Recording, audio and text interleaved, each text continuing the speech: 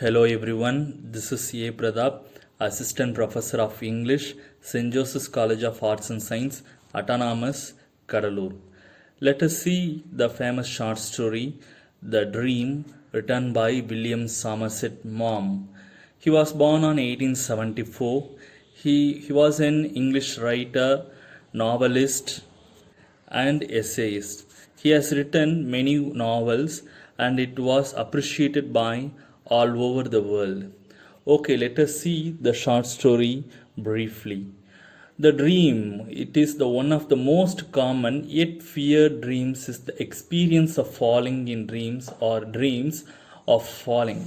The dream can be as simple as falling out of bed or as extreme as falling from top of a building, ladder, rooftop, mountain, cliff, or even out of an airplane without a parachute, to name just a few.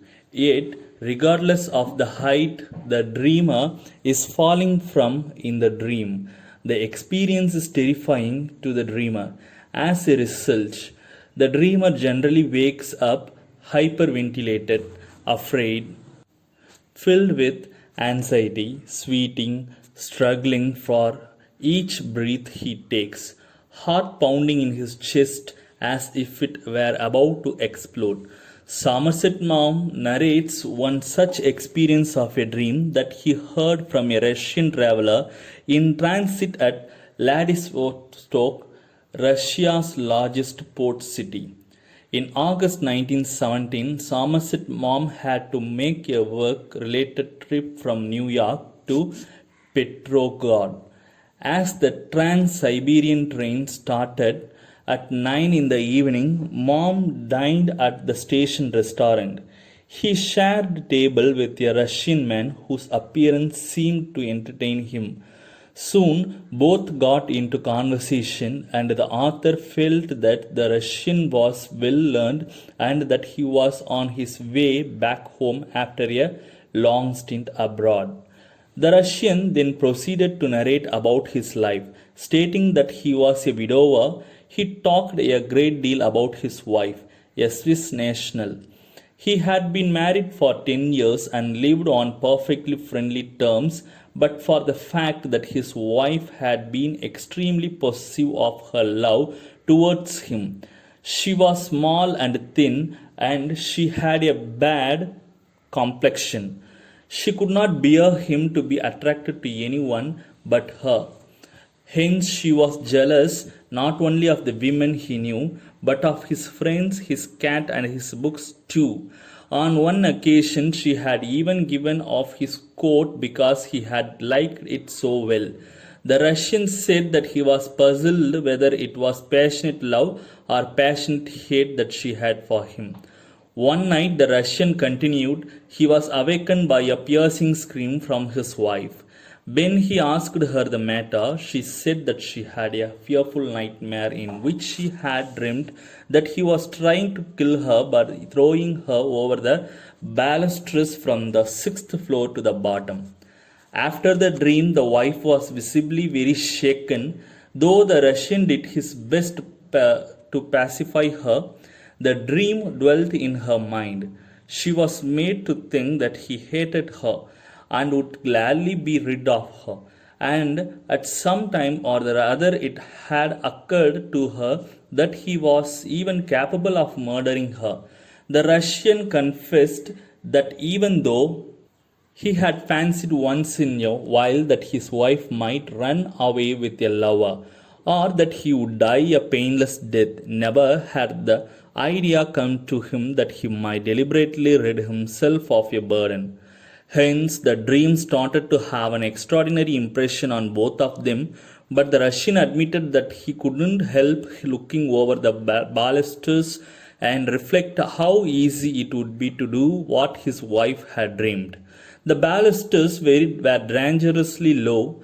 A few months later, one night, his wife woke him up trembling. She had had the dream again. She burst into tears and asked him if he hated her. At last she went to sleep again. Now the Russian lay awake It seemed to him that she was falling down the well of the stairs. He was shivering as this thought passed his mind. The Russian stopped his story at this point with bits of sweat on his forehead. Mom was listening thus far in rapt attention. He poured himself one more round of vodka.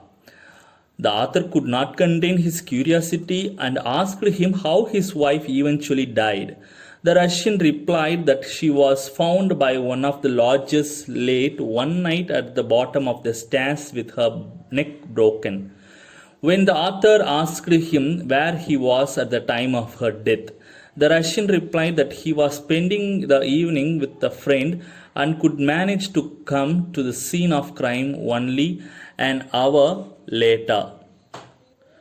Now it was getting late for the author to go and catch his train, and the author was still perplexed about the whole story, as he couldn't make out whether the Russian had murdered his wife or making out sarcastic joke at the author's expense.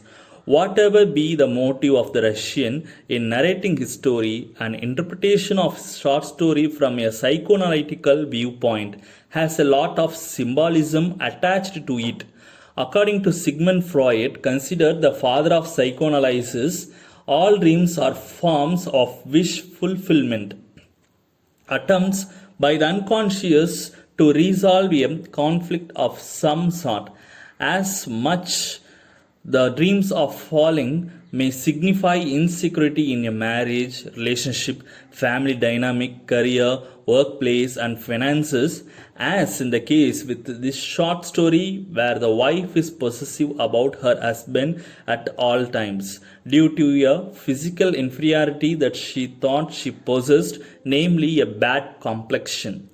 Thus, among other causes, falling dreams, according to psychologists, can also be the result of an inferiority or inadequacy or lack of self-confidence the dreamer has or feels she has with regard to relationships, marriage, that is causing the dreamer to feel he is not going to measure up to the challenges demanded of her. I hope that you have understood this short story. Thank you for listening and watching.